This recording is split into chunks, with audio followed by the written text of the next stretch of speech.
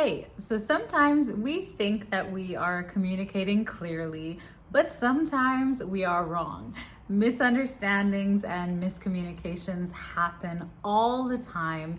And of course, they happen when you are communicating in a language that is not your first language. So it's natural that sometimes you have miscommunications and misunderstandings in English. But the good news is that there are some ways to handle these situations and make sure that other people understand you. So let's talk about 5 ways to handle misunderstandings and miscommunications in English. First up, rephrase or paraphrase. So if you realize that the person you're speaking to doesn't understand you, you can try rephrasing or paraphrasing or changing the words or the way that you are explaining something. You can also ask someone else to rephrase or paraphrase if you need to. Paraphrasing is such a great skill to have, and it is something that I teach my students.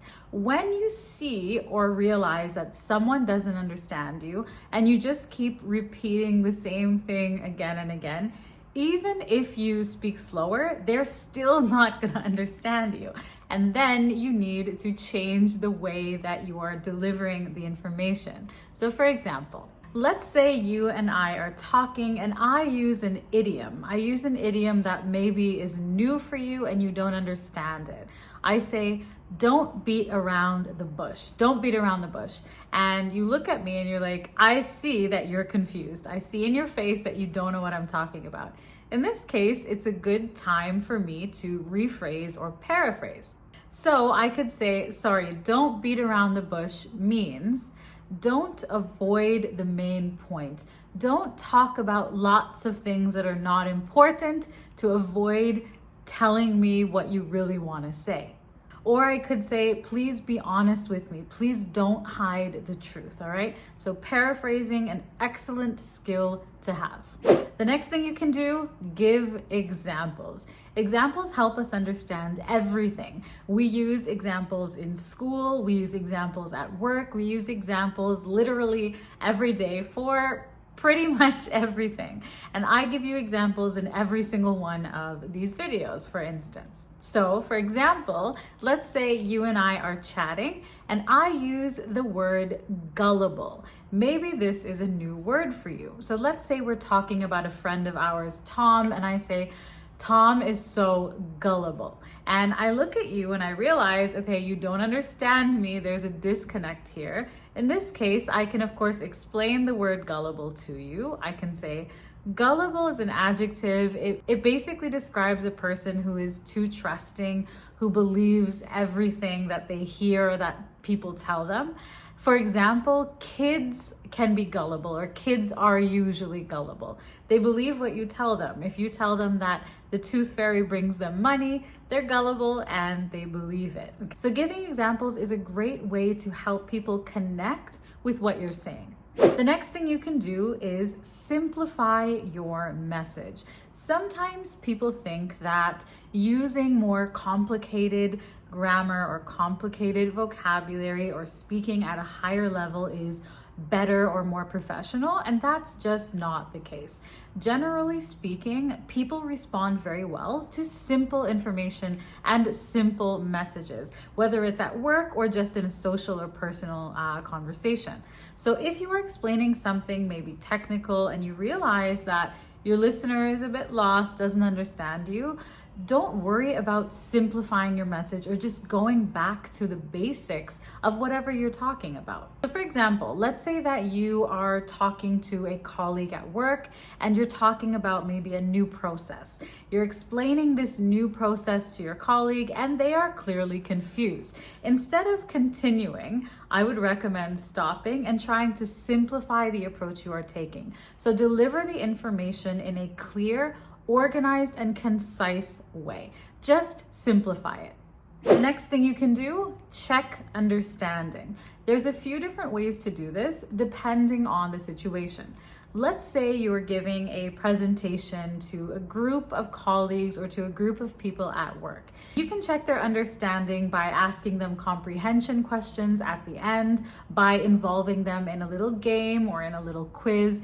Of course, this approach is for when you are delivering a presentation to a group of people. But if you are just having a one-on-one social conversation, there are still ways that you can check understanding.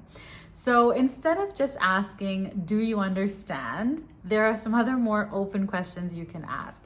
If you ask, do you understand? Generally, people will nod or say yes or pretend they understood, even if they did not understand. So instead, I recommend some more open-ended questions. For example, you can say, what do you think about that? Or what's your take on this? Or I don't know how you feel about it. Or tell me how you feel, or tell me how you think.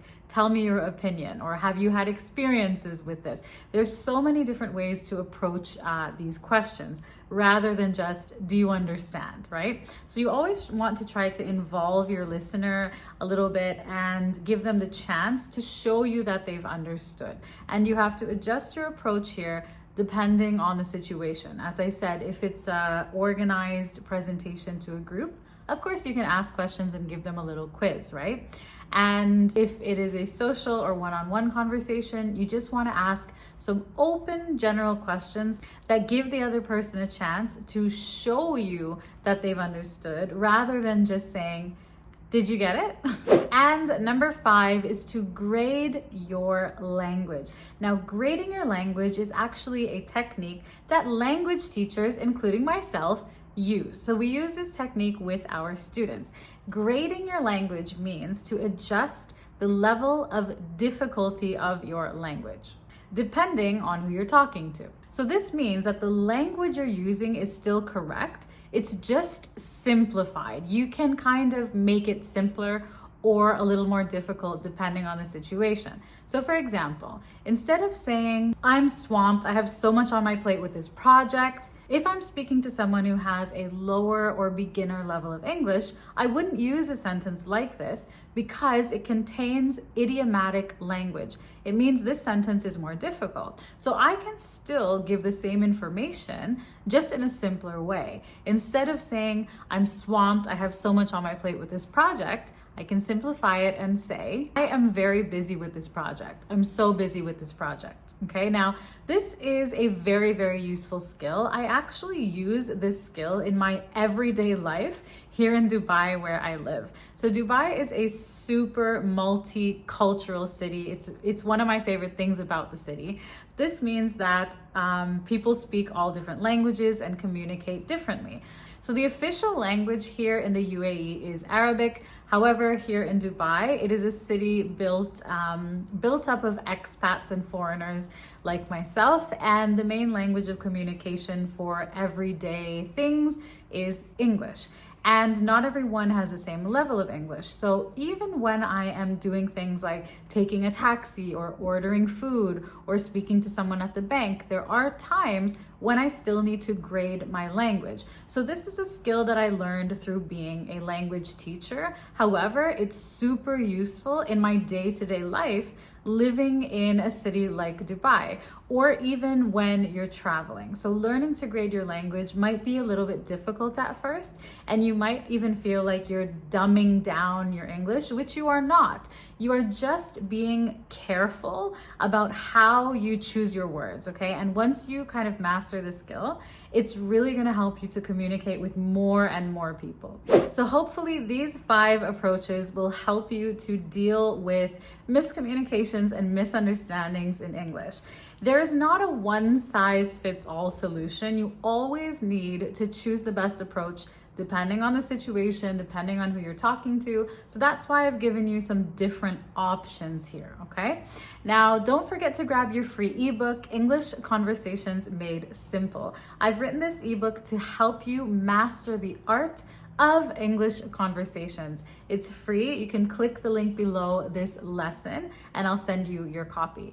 If you have any questions about today's topic or you have anything to add, please do share it with us in the comments. Thanks so much for watching, and I'll see you soon in the next one.